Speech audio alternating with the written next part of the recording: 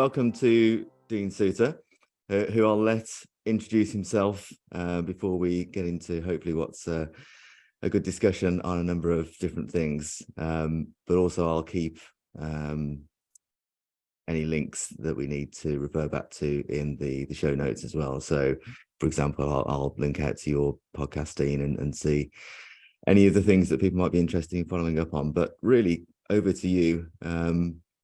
Other than to say, thank you very much for joining. Oh, well, thank you for having me on, and I am looking forward to our conversation. Where do I start? Okay, so I host the Musha Shugyo podcast, which has been running for about a year, and I got into the podcast really as a bit of an experiment. Really, I was already blogging. And it was just another step to take, basically a blog is just a script for a podcast, really. So I was really interested in warrior mindset. And this came about from a bunch of discussions I'd had with a work colleague who, South African born, but moved to the UK, joined the British Army, and then was deployed and is now a British Army veteran. And we had some really interesting discussions around the psychology of war, combat. And I got to thinking, because I've been doing martial arts for a while myself, how the two bridge. Yeah. So that's kind of where that started. My own personal Budo background is in 2002, I started Aikido. And I got into it a bit later. I was in sort of my mid to late 20s when I started. I had a brother, and he and I would muck around at home and watch Jackie Chan movies and things like that. So martial arts were always in our sort of background and playing around, but nothing serious. And I had no desire. I was a bit different to some people. Some people get into martial arts because they want self-defense or something like that.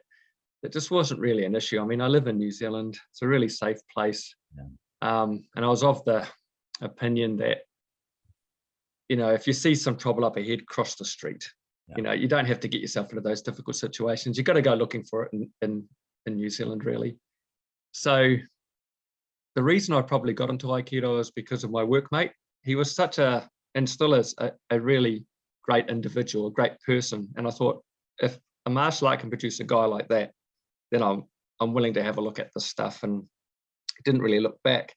I guess now, in retrospect, and being a bit wiser and older, and you would know this as well, it's not really the martial art that makes the person. I mean, he was a particular type of person anyway. He just happened to be practicing Aikido, but he got me hooked. And I was single at the time, so I could really throw myself into the practice. Yeah. And so I was doing that for I was coming up 9 years, and then I started to feel like something was missing in my Aikido practice, so something missing in my training that I was after. And I started looking online, seeing what was around on the internet. And I was involved in a few forums, Aikido forums and things, and came across a name kept popping up, Tobin Threadgill. And he was getting pulled into Aikido seminars to do some talks and show some of what he did. Yeah. And I thought it was really fascinating. So I investigated that. He's a headmaster of an old classical Japanese school. Okay, that's interesting. But here I am in New Zealand at the bottom of the world. I thought, there's no way I'm going to be able to get involved in this Koryu Bujitsu stuff. And then I'd been looking at getting into something like that for about a year. I was really seeking that depth of training, I think, at that stage. And it was really becoming more and more apparent. I was being, and no fault of my dojo, but I was feeling dissatisfied with where I was at with my Aikido training at that point. So one night I'm trawling through the internet, and I find myself back at the Takamura-ha Yoshin-ryu website. And I thought I'd just check the dojo listings. And would you believe it, there was a Hamilton, New Zealand dojo study group, and I live half an hour out of Hamilton. And I'm like, I couldn't believe it. So I rang him up. Of course, he was a professional instructor, this guy that ran the study group, by the name of Robbie Smith. And of course, he was teaching. So his daughter answered the phone and said, oh, he'll call you back. So I ended up getting a phone call about 9 o'clock that night had a discussion with this guy, and he said, look, come down on Saturday, bring whatever gear you have a bit of a trial and see if it's something that you like. And I'll never forget that Saturday. It was one of the hardest things I'd done. I turned up there and I thought I was a pretty decent martial artist. You know, I thought I had good balance and I had a coordinated movement. And at one level, yes, I did, but not at the level I needed to for this practice. I walked away like someone had gone over me with a roller. Like I felt like a newbie all over again, but it was absolutely what I was looking for. So yeah, and I trained both in Aikido and this martial art for about a year or so, but I have a wife and 2 daughters and work a daytime job. So the tension started to build. I was, you know, at one point I'm a high school teacher. So I was teaching, I think at that time it was a Tuesday. So on a Tuesday, I would do my normal day's work. I was teaching Aikido to the high school students at my high school. Then I was going to my own Aikido training. And then from Aikido, I was going to we shortened it to my TSYR training after that. And that was becoming quite a big day. And to be able to fit it around family and things like that. And it wasn't sustainable in the long run.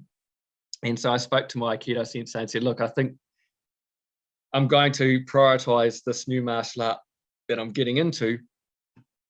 And he was all good with it. You know, to his credit, he's big in allowing his students to flourish and follow their star, as he says. Yeah. So I moved across to prioritize TSYR training, and that's kind of where I went for a while.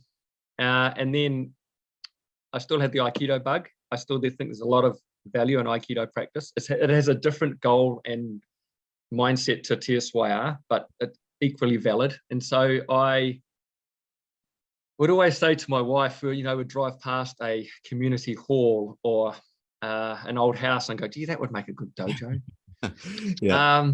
You know, this happened for a while and my wife would shake her head. And then what happened was my father-in-law passed away and left my wife a reasonable inheritance. And she said, look, you've always said that. We had some space on our property, and she said, here's some money, see what you can do with that. So I now have my own 12 mat space, 12 tatami. So it's not very big, but it's my own space where I can train. And so what I've done, I now teach Aikido to the local children in our community while continuing to be a deshi or a student TSYR training in Hamilton. So that's where I'm at with my Budo. And some real serendipity in there as well in terms of timing and location, I think, by the sound of it. Yeah. It's I think how would you say it? If you have a real passion, things kind of work themselves out some way or some form, I think. And I think that's what happened there, you know, and I have to, you know, publicly say here, all credit to my wife. You know, she's put up with raising children, with me maintaining my training regime and my martial art, which is inherently selfish. And then for her to say, oh, by the way, here's some money from my father's inheritance to build yourself a dojo. So huge supporter. It's fantastic. And I've got a very similar support network here as well, because obviously there's lots, you know, I have a busy day job, as many people know anyway, which doesn't naturally lend itself to consistency and quite a bit of juggling. But having that support makes a huge difference, doesn't it? Especially as you want to really delve into things. But one of the reasons that I was so keen that we found the opportunity to have a conversation was obviously you and I had exchanged a few messages on our respective podcasts over the last few months now, I guess. And it was kind of struck me that we were generally exercising ourselves over not dissimilar things from time to time.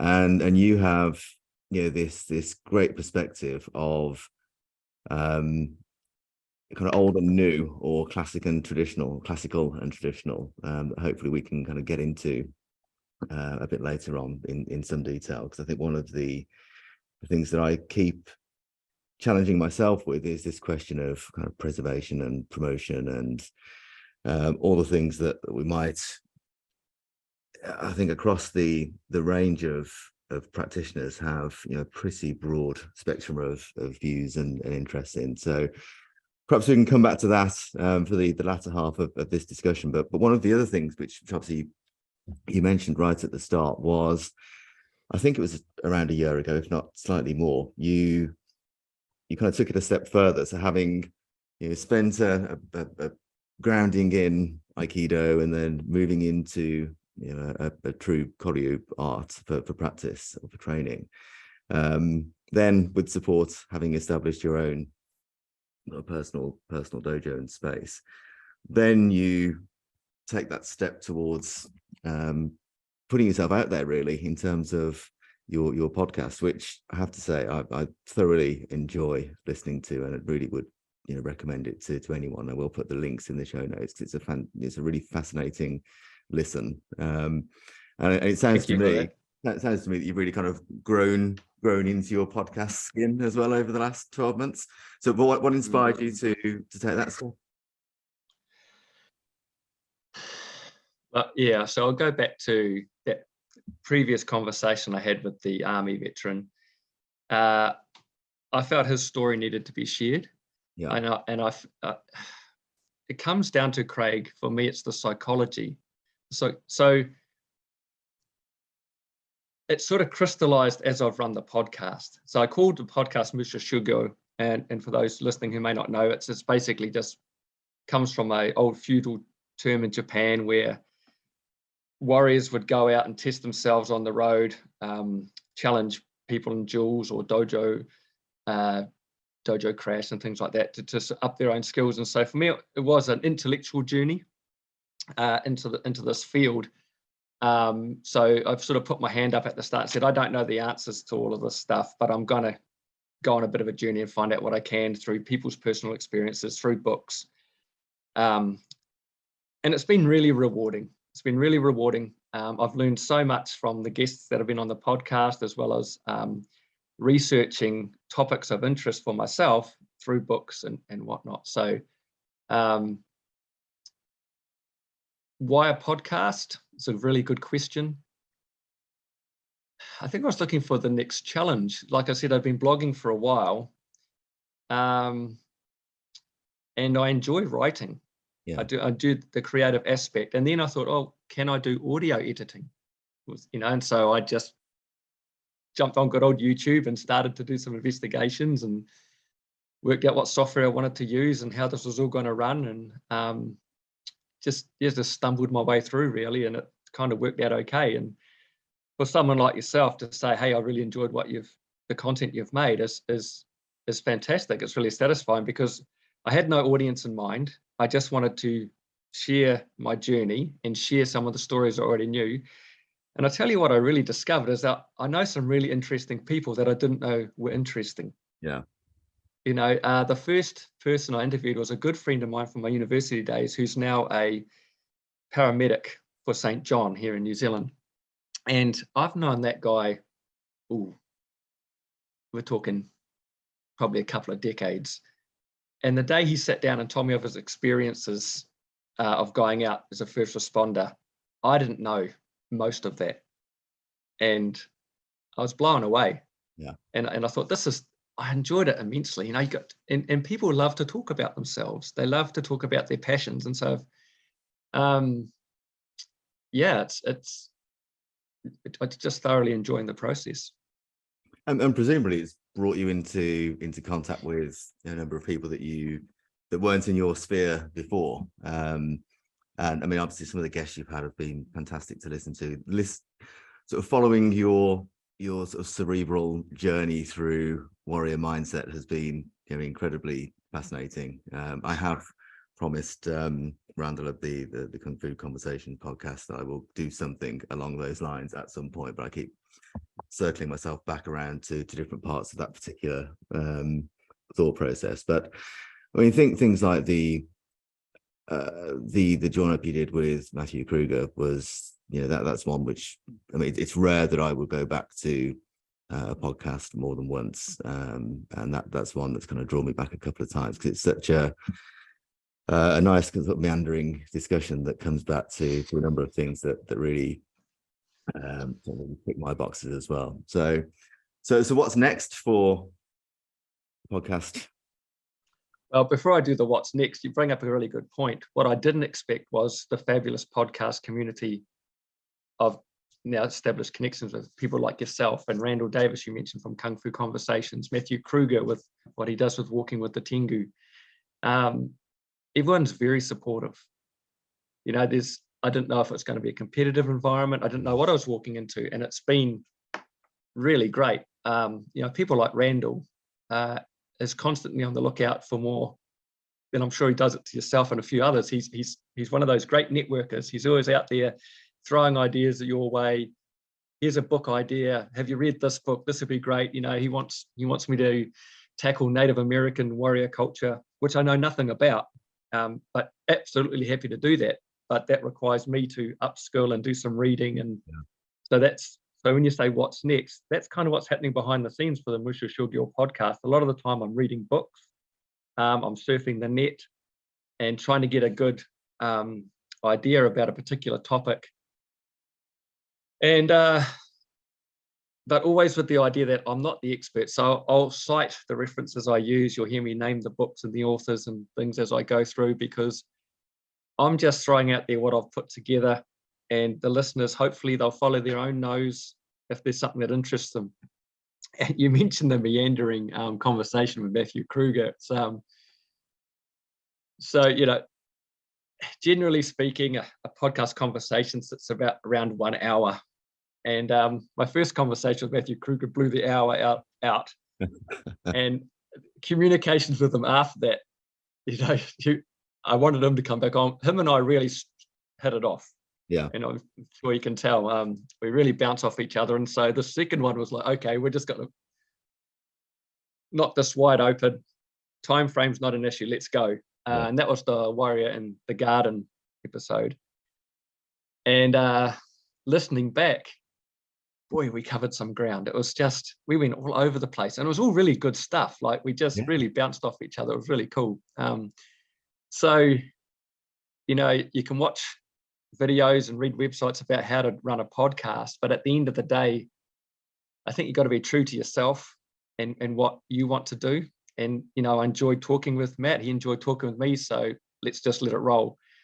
And it's had reasonable hits too, actually. It's a long episode, but hasn't seemed to deter people too much.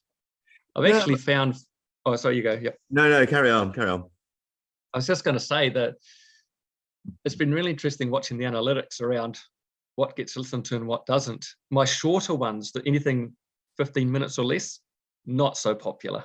It seems people want a little bit more than that.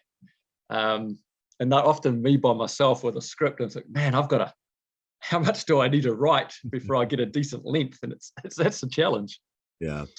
Well, I've been lucky over the last 6 months where a few other things have impinged on time availability, that I've had the opportunity to have some really good conversations. So actually the kind of organic content on Budo, etc., has taken a slight backseat to some of the more prominent sort of guest slots, but they do go down really well, and it's a very, I wouldn't say a niche audience, but it probably links closely to what we're hopefully going to come on to. But it's, I mean, I've had the same or very similar experience to you, you know, for a community that has a bit of form for kind of internal agitation or antagonism, and some fairly contrary views occasionally, especially in the sort of the Budo side of things. The mutual support and really kind of looking for opportunities to work within that podcast community has been brilliant. You know, I thought my I had a bit of a blip there. I'm not sure what was going on.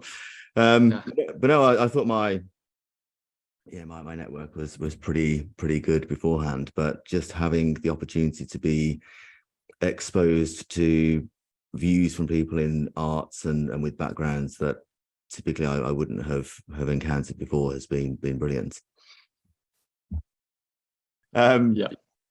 But no, I'm glad that you've had a good experience there in terms of getting through, and really pleasing to hear you've got lots of other things in the pipeline as well. So I'll do my bit to try and support and share as well.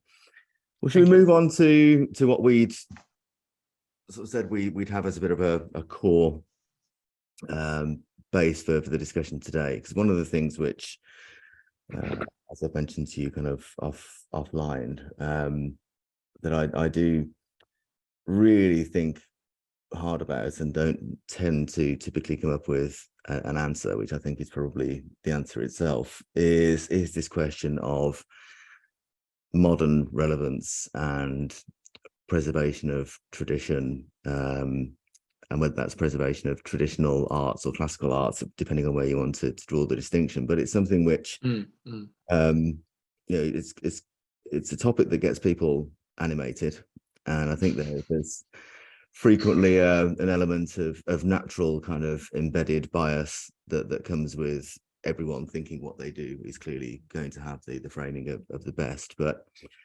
I tend to use,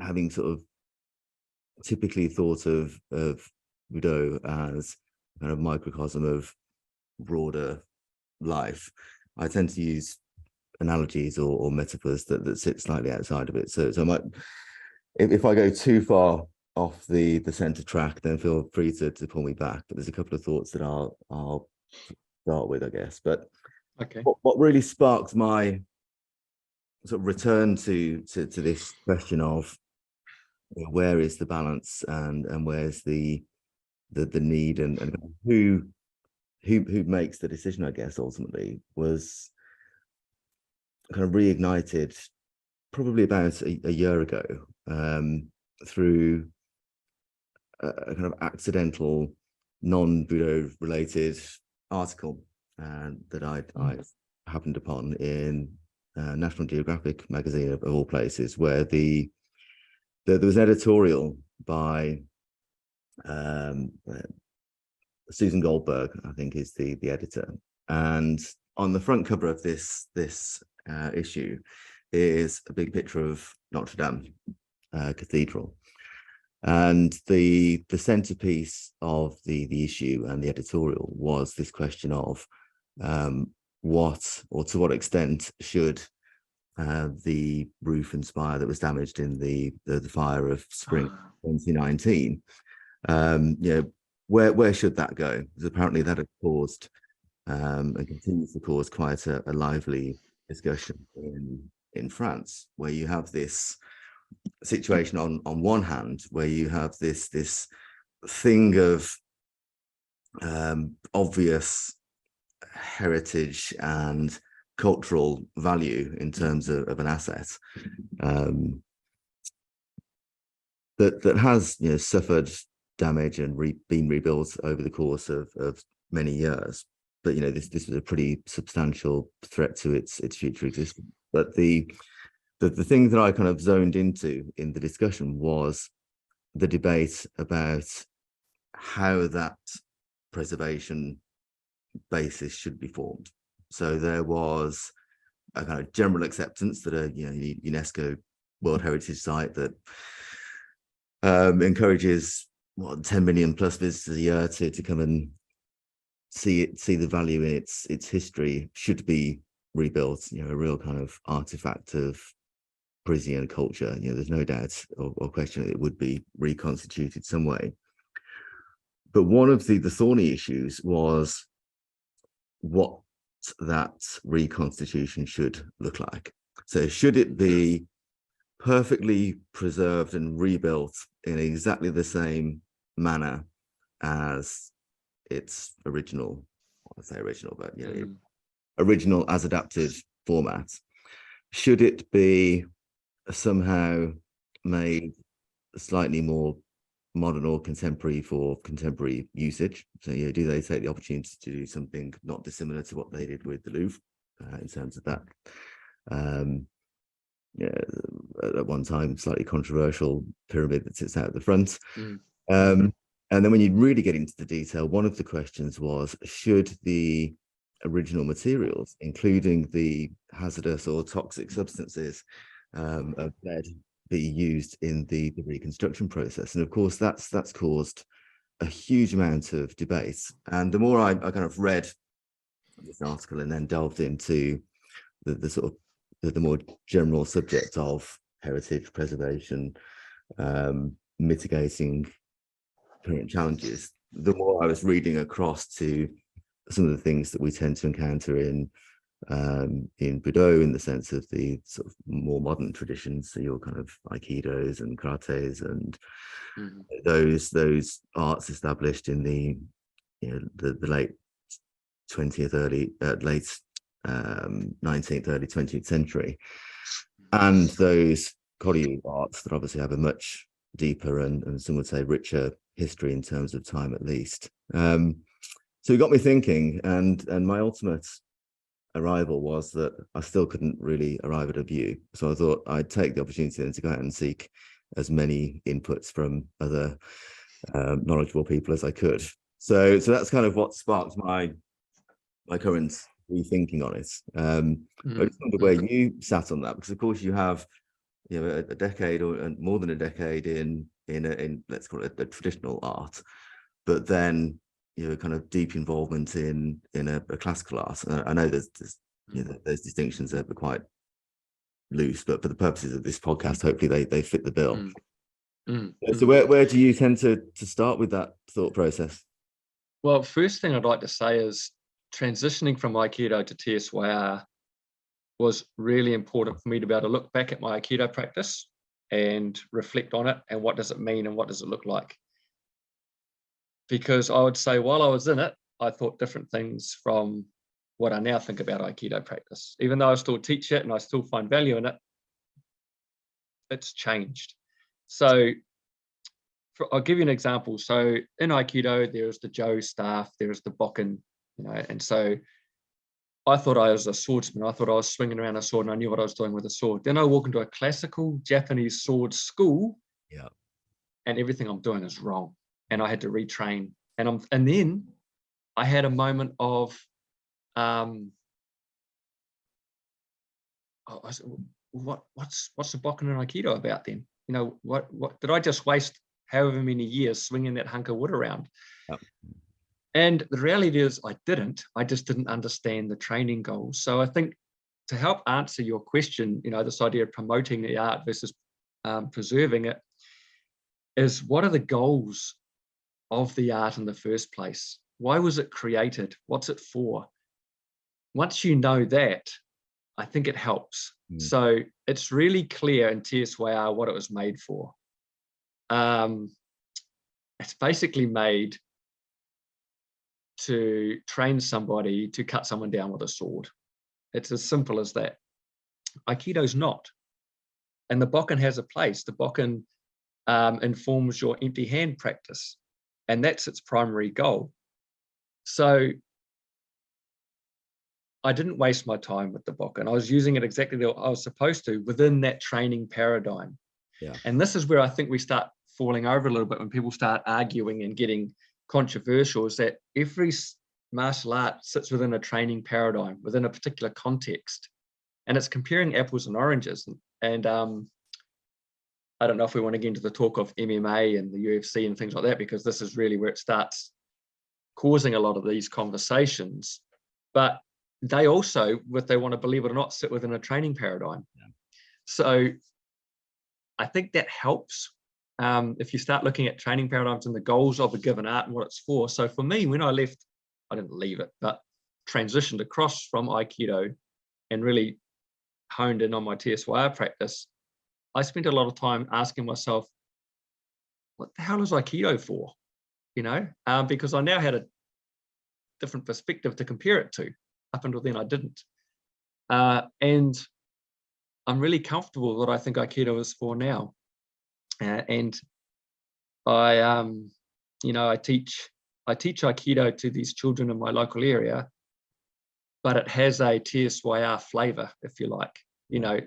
My practice has changed because of TSYR, and that's part of how I move and who I am. And that's going to bleed into my Aikido teaching. And that's okay, because there's some common principles that no matter what sort of movement practice you're involved with, how you move around your spine, your posture, all these sorts of things matter, because the way the body moves is finite, and I'm okay with that.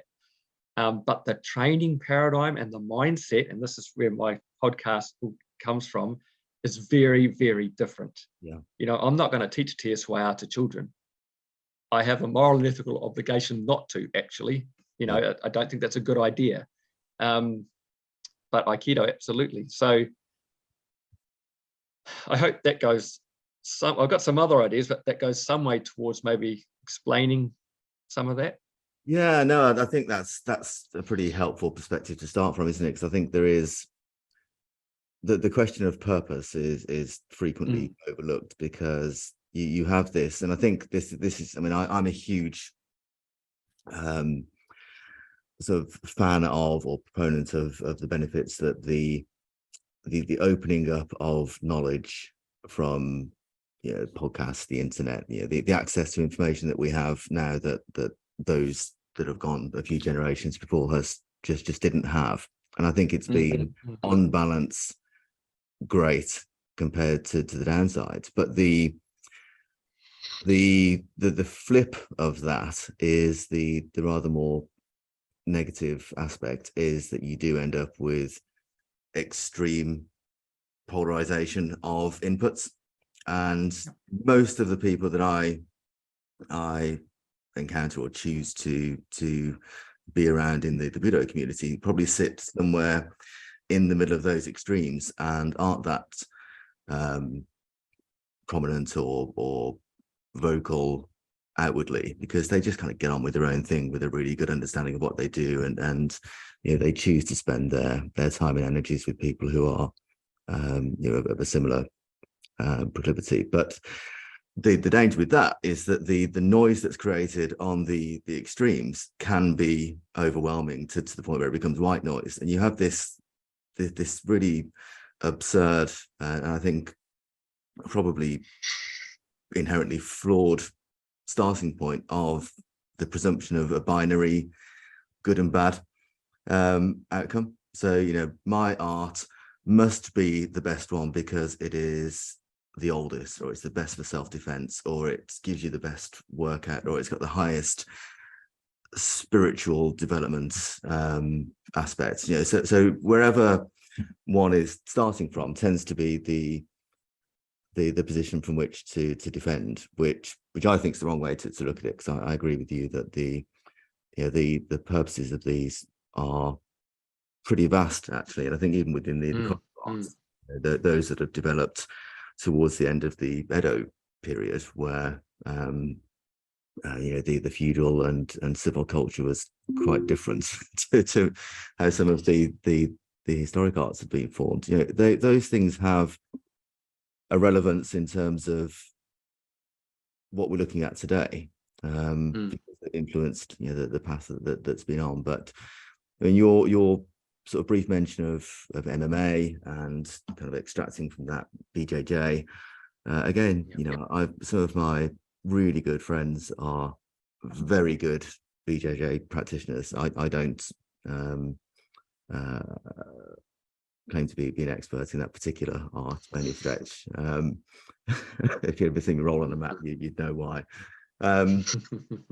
But again, the kind of digital view is generally voiced by those at the extreme end of that particular viewpoint, whereas the vast majority of practitioners that I've encountered are really open-minded and actually really interested in a non-closed way to, you know, how all this stuff has kind of circled around to become what it's become today. So I think it's the starting point is not necessarily publicly the true starting point for most people's thinking, but it can be an overwhelming sense of noise.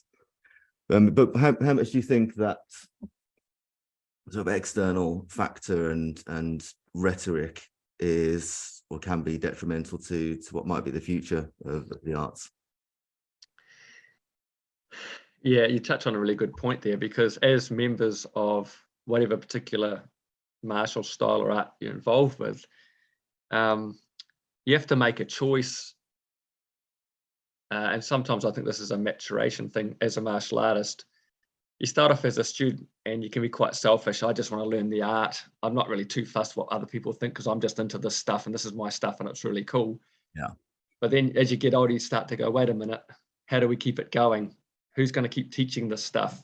Do I have an obligation to pay back?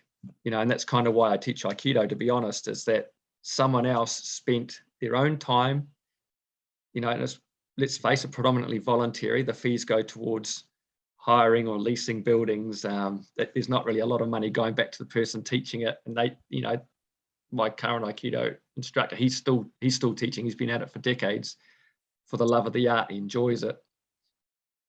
Maybe it's my turn to pass it on to the next generations. Even though I'm not in the same city or town, I can still do it in my area. And that was an epiphany for me. And CTSYR, you walk into it, it's very clear and explicitly said at the start, you're all here to be teachers. Yeah. Because it flourishes or dies with the next generation. And that's a hell of an obligation. And you really have to sit down with yourself and go, okay, is this really what I want to get into? And even the current, Tobin Threadgill, the current headmaster of the school, didn't expect himself to be the headmaster one day. Yeah. It's just the way the domino fell. And you have to be ready to take on the mantle. So, yeah, but how do you do it in a way? And I think you're talking with, what's her name? Jessica Garrity, I think her name was, Jess at Tokyo. I really enjoyed that conversation you had with her because it came up just in a small way in that conversation and it really hit home for me. It's like, it's a really good point. There's a real tension between promoting your art so it continues but at the same time preserving key parts or a core so that it still exists as that thing as it moves forward. Yeah. And again, I feel fortunate that I happened to choose a Gendai Budo and now a more classical Koryu, because they have very different approaches to that. Yeah.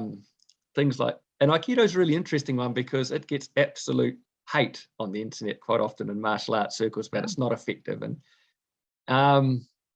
it's going to sound strange, but it's great. It's putting a challenge out there. And I do believe Aikido has had a bit of an identity crisis along the way, and has to resolve that.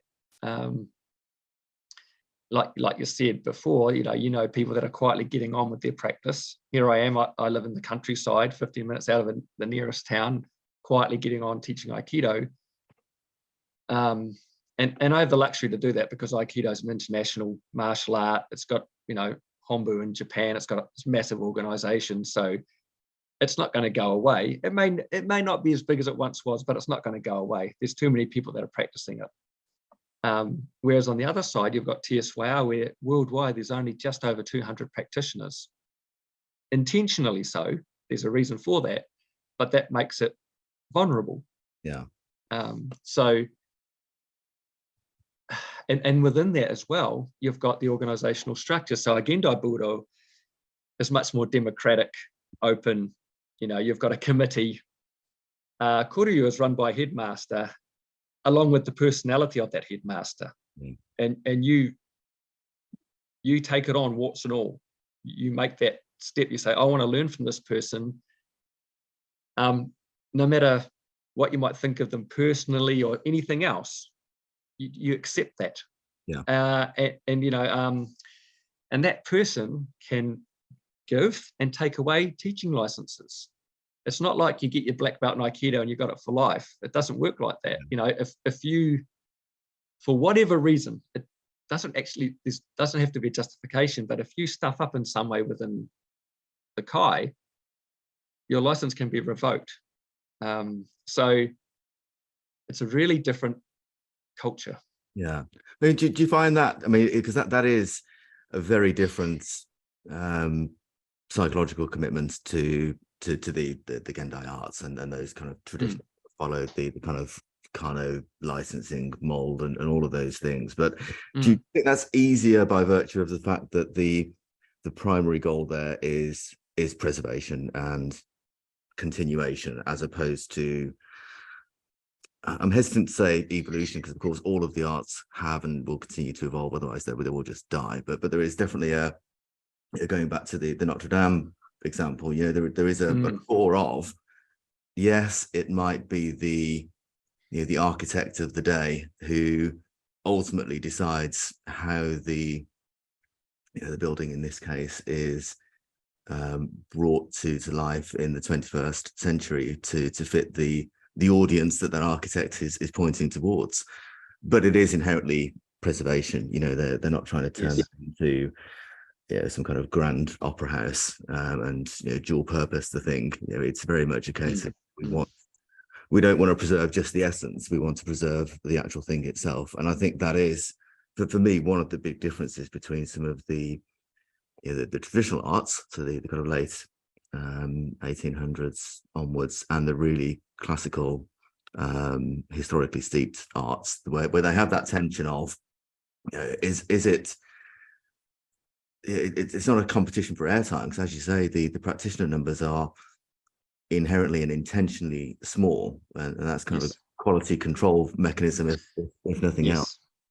But it's interesting. I've always taken the view, I'm very lucky. I think that I'm very lucky that I've had the opportunity to through timing and circumstance to see quite a lot around the sphere in which we work. And the reason I was smiling earlier on is I had a kind of very small awakening moment when I went to my first experience of Bato-ho, and effectively having wielded a bokken or bakuto for a decade or so before, found myself being taught how to cut the sword, which if there's an ego washer, you've probably got one there.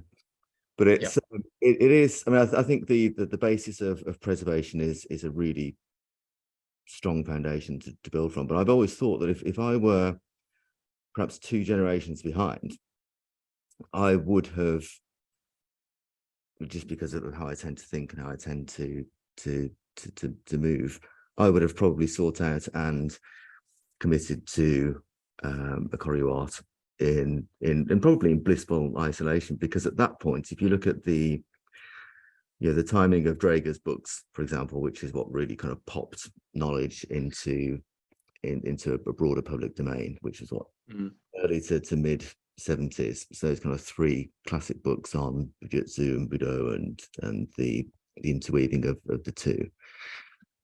There just wasn't that prevalence, and the internet wasn't there. There was so little access to information, let alone information out there, that the need for a kind of broader group of committed and dedicated individuals to maintain these legacies was pretty ripe at that point. There were just real risks of failure and kind of consigning to history. But I think the work that Draeger did, and later the likes of Scoss and Scosses and others, in terms of actually writing meaningfully for a contemporary audience of or on those subjects, as controversial as some of those views can be, it's drawn enough people in that I have a sort of similar view to you on your take on Aikido's future, that I think there are now enough committed choreo practitioners, for especially those kind of slightly more well-known, if there's such a thing, traditions, that they will continue.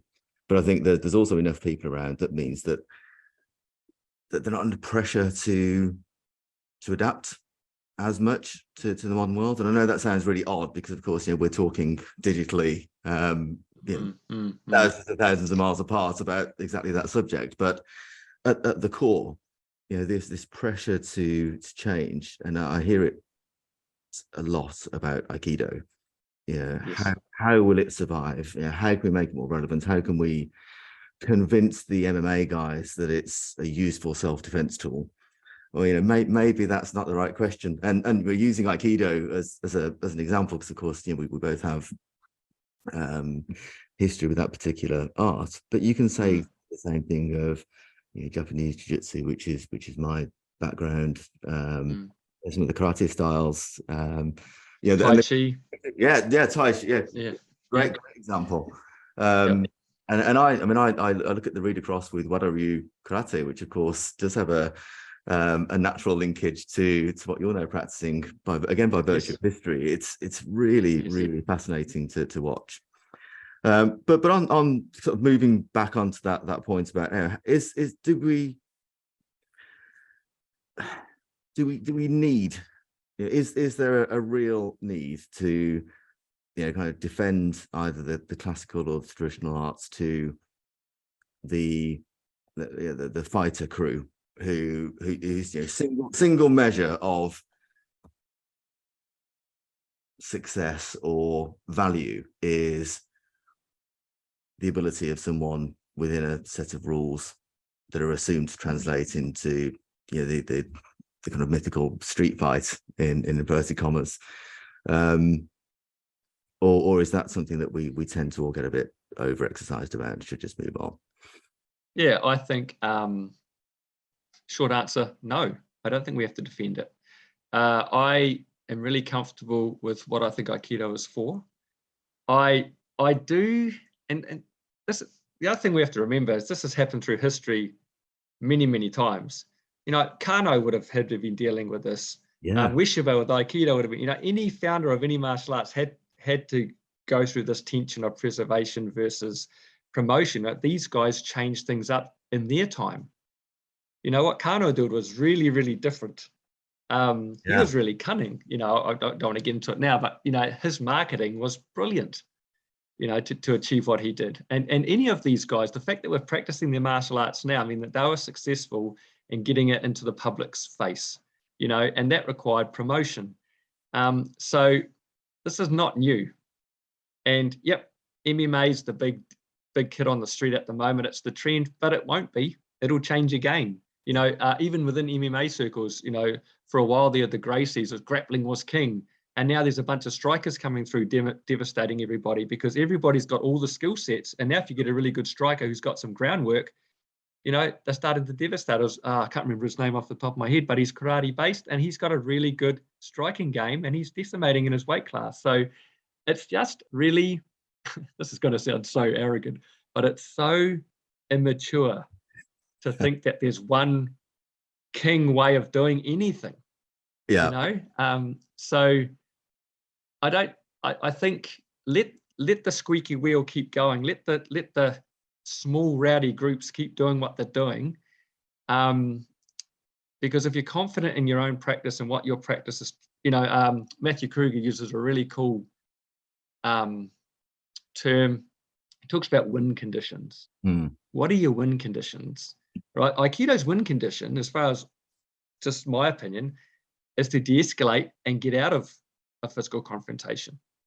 So to say, oh, it's no good on the street, for what? It's actually really good on the street if you don't want to get into a tussle.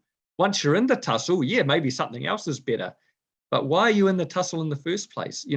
Everything in Aikido comes from traditional arts that had a weapon-based focus. Multiple attack scenarios are in Aikido. There's some fantastic mental exercises that happen in Aikido.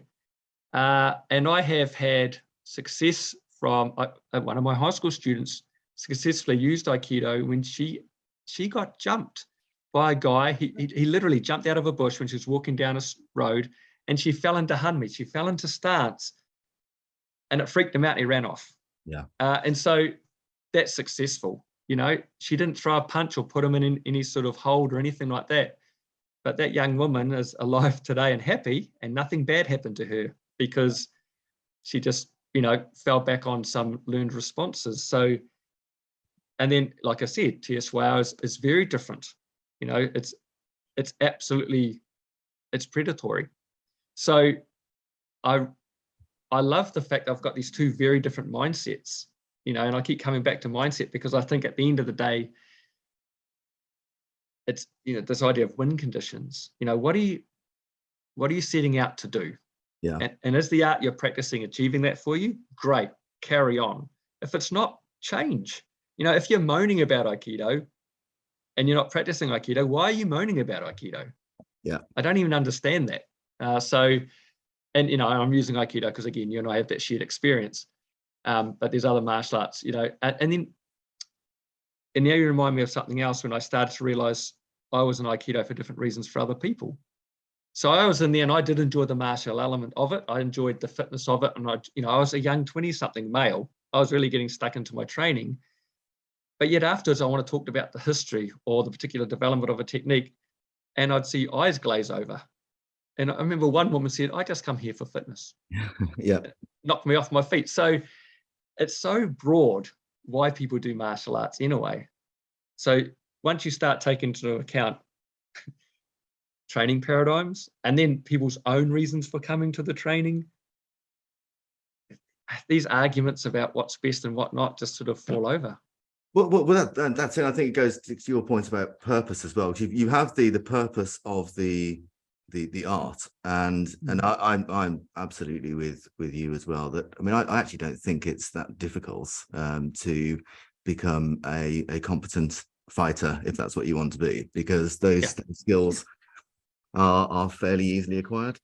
Everything else that comes with the traditional arts is a lifetime study, and whether that is the intricacies of dealing with the strategy of multiple opponents, not just the physical techniques, or the really deep breath work in Kokuho is not just an Aikido practice, clearly, but all of those things you've got to have the interest in order to pursue. And I think that there's a bit of snowblindness that comes into some of the arguments where you've got, as you say, the assumption or the presumption that everyone else is win condition, to use, which is a phrase I will absolutely coin. It's a great phrase.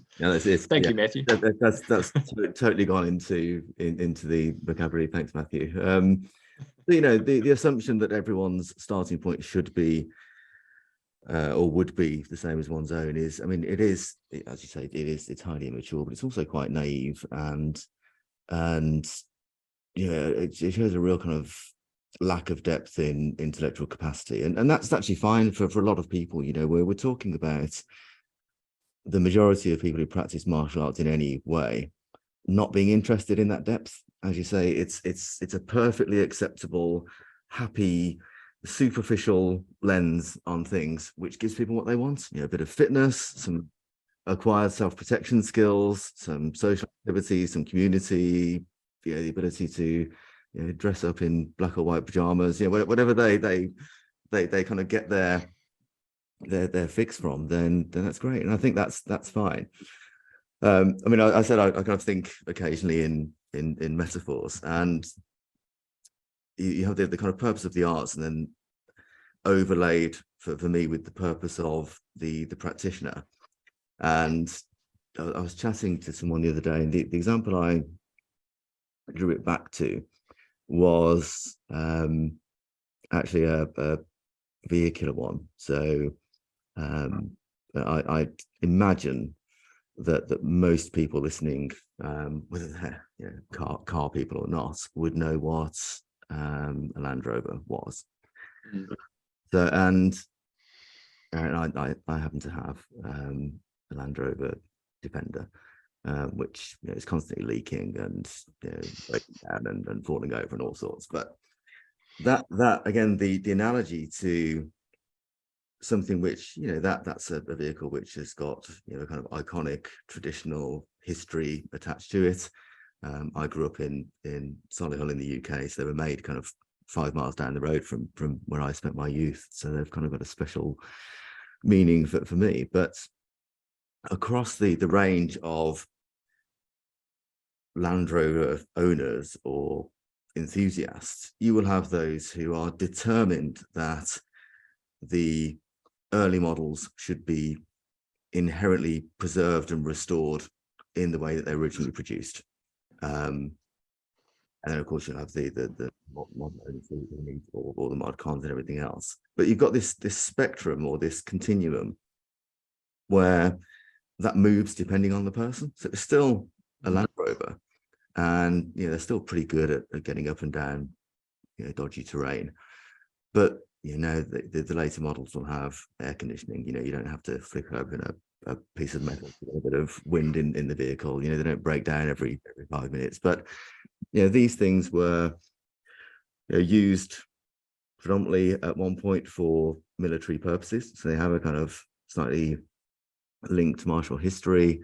But now you'll see enthusiasts who move into what's called sort of resto modding territory. So they're sort of restored in a modern way with electric windows and air conditioning. And again, it comes back to purpose. So if you have someone in that sphere who is so enthusiastic about the brand and the vehicle that they are determined to preserve this thing, and there are enough of them that they will ultimately always be preserved, and they won't just be museum pieces because they'll be in use as well. And I kind of see that analogy to in some way to the choreo arts. But then at the other end of the spectrum, you've got those which occasionally some people might need a vehicle that they can just bug out in if they need to get somewhere. And at that point, you don't want something which is 70 years old and held together with a bit of duct tape. You want something that you can start the engine up and get out of there. And I think all of those things are fine. I really don't think that there is a need to compel people into a choice. I think it's absolutely fine to be interested in a range of different arts. I do tend to subscribe to the view that you can't be expert at vast amounts of them, because they are, for a deep study, you've got to be able to commit deep effort. But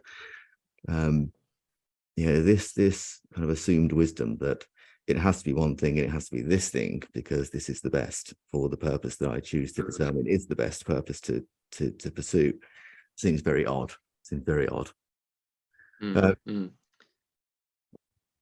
So in terms of what do you think might be next? Because I agree that these things are cyclical, aren't they? I did a lecture actually 3 or 4 years ago, which I'll try to pull into some kind of digital format, where I ran through the cyclical nature of adoption and popularity in the century. So obviously you have these kind of spikes where you have judo, and then Funakoshi introduces karate, and then we have Aikido's prominence coming through in the sort of 40s and post-war period. Then you have the kung fu boom in the 70s with the kind of Bruce Lee effect and David Carradine effect.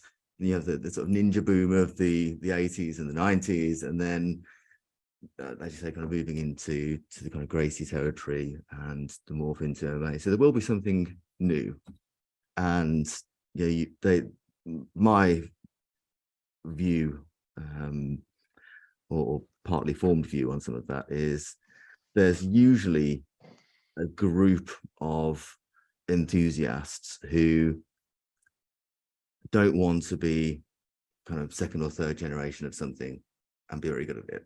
They just want to be the first of a new thing in order to achieve their own prominence. And you kind of see that through these cycles of martial development or star development. But where do you think it will go next? Of course, what's unlikely to happen, unless you do discover some hidden Native American art that your studies led by Randall have set you off on, that become the next ninja boom. Yikes! I mean, is there a point, do you think, where that stops and settles, and we've kind of discovered all the arts that are there to be discovered, and everyone kind of picks a bus to ride on, and that's where we go? Or can you see further evolution in that sense? I was trying to pick up on what you said about Draeger before, because this will lead into my answer. So Draeger exposed the West to what was going on in Japan and those areas, sort of East Asian fighting arts. And in some ways, the popularity of Koryu, for instance, in the West is keeping some of them alive when they might have actually died in Japan. There's still, I think it's changing, but there's still quite a feeling out there. I think that Japan is the holy grail. You must go, is the mecca of Japanese martial arts. And I remember having a discussion with he doesn't practice with us now, but there was a TSYR Deshi, Japanese chap, who immigrated to New Zealand and had done judo through high school, as they do. And we had Rigo Sensei over for one of his seminars, and we're breaking for lunch. And he and I stayed back at the dojo while the others took off to eat. And we're having a conversation. I said, how do you feel about us? Here's a bunch of Kiwis doing this Japanese martial art, dressing up on the gear. Does it come across as odd? And he said, no, because I know the art continues. Yeah. He said in Japan, most Japanese don't know Koryu. They just don't know what that is. And the martial art for now will be kendo, judo, the ones that have sort of been put through the education system, naginato as well. But beyond those, not really. We all seem to think every Japanese person knows all these martial arts. It's not necessarily the case. So that was what Draeger did, was really provide more practitioners for the Japanese martial arts. They just weren't in Japan anymore. And then, of course, you've got the pioneers like Alessandro, the Scosses, who did the big jump over to Japan and then brought it back as well. And they're kind of like the next generation, if you like, I suppose, or sort of overlap with Draeger. But as to where it's going to next, so it seems to me, and it sounds like you've had a good think about this as well, is that new martial arts pop up based on a whole lot of factors kind of meshing at the same time. Yes, it takes a inspired individual and it takes a bunch of people that want to pick up the new art, but there's got to be the right I don't know what the word is, but sort of atmosphere. It's got to be the crowds have to be ready for it. So the Gracies are a great example. How they orchestrated what they did. It was very smart. And I'd say Ueshiba did the same. Kano did the same. They all were quite savvy about how they did their stuff. So it's going to take someone like that, someone charismatic, someone with connections, who's going to bring something to the forefront that people haven't seen before. Will it be a new martial art from somewhere else around the world? Well, maybe. But Bruce Lee would become charismatic as well. So it's going to be a particular type of person when audiences are ready for it that I think we're going to see. And will there be something else? I don't think it's stopped. I think what the internet has done, though, is that the sharing of information is so quick. And you get this, what is MMA but a homogenous kind of mix of all these martial arts and ideas now, right? But society keeps developing and evolving itself, and so will the martial arts accordingly. So we will still see development happen, and it might be a pendulum swing back towards something. I was talking to, who was I talking to? Was I listening to a podcast? It was perhaps, I think, about you've now got groups that do the sort of like ex-military guys have their self-defense courses as well. So you've got that sort of thing going on as well. But it all comes from a place of perceived risk or perceived danger. I was saying before that I can walk out my gate and I live on a country road, and my biggest fear really has been hit by a car because of a driver that wasn't paying attention. Yeah. No one's out to rob me. No one's out to pull a knife on me. It just will not happen. Even if I go down to my local town, the risk is very, very small. Again, if you want to talk self-defense, take a defensive driving course. You know what I mean? It's like Matthew and I have talked about this a lot. Take a first aid course and buy yourself a first aid kit. It's more likely going to be much. So, and I'll put myself in this category at one point. Martial artists live in this fantasy world. We really do. And you've got to sort of get past that at some point. And what has struck me is that people like yourself and Matt, Randall, the Colonel over in Texas, we're all of a similar generation. Yeah. We're getting into that age where we're kind of maturing out and realizing that the hero days of our 20s are gone, and kind of seeing the light a little bit actually on some of this stuff. And I think and it happens within martial arts communities as well. So I couldn't tell you what it's going to look like, but I don't think it's going to stop. I think it's going to keep evolving in some form.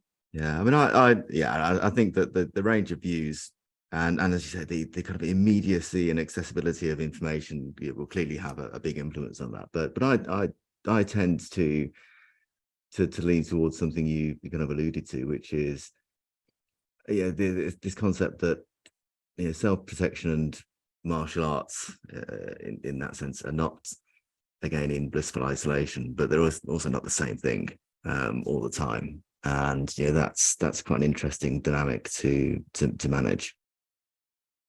Is to be transparent with students that walk through the door. Yeah. So they might be coming in thinking it's one thing, and I'm going to be teaching them maybe another.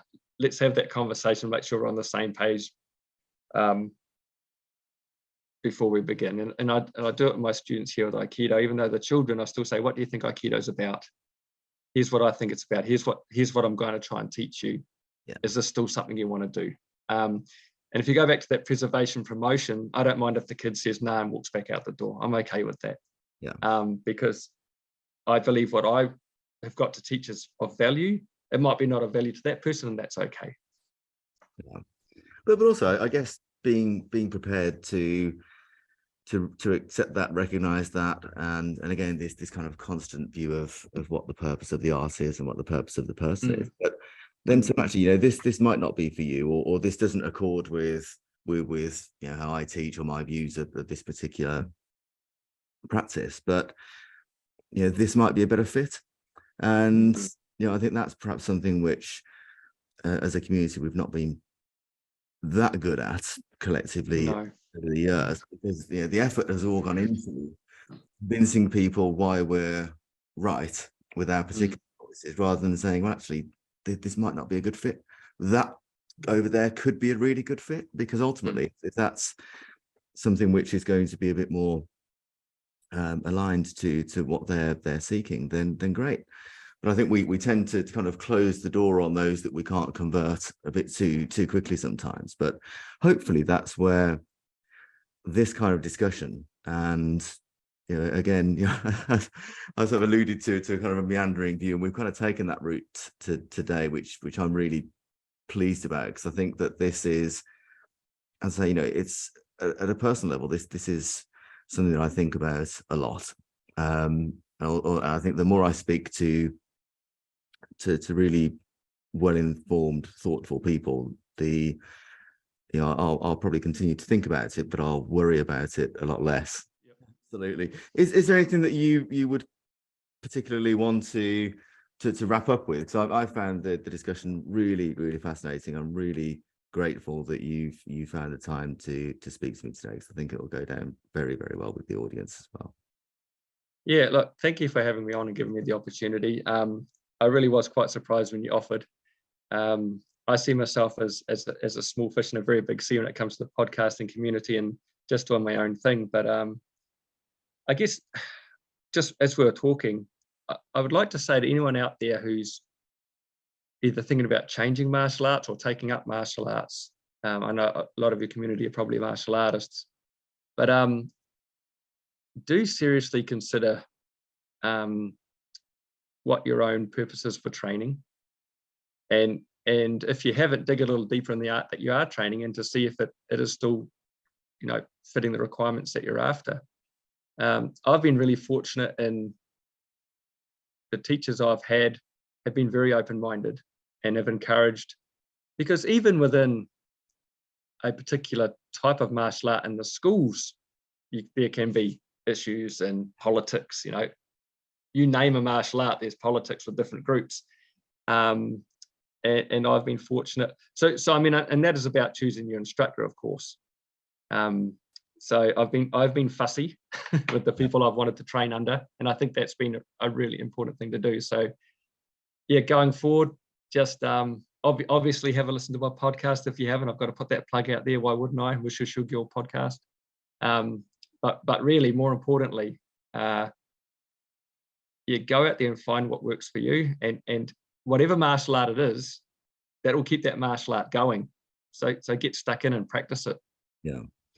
Well, I'd echo all of that, and especially the point about commending your podcast to people. So I will make sure that it is in the show notes. But I think actually now that you've got enough content out there, if people Google or go to Spotify or other prominent podcasting sources, they'll land on it pretty easily these days. But it is really good. It's a really good, thoughtful listen, and I'm really looking forward to seeing what you produce over the course of the next 12 months and beyond as well. But I've really enjoyed our chat. Thank you so much for coming on and sharing your thoughts and views and unique perspective as well, which is always interesting. So thank you, and hopefully I'll speak to you again soon. Brilliant. It's been my pleasure.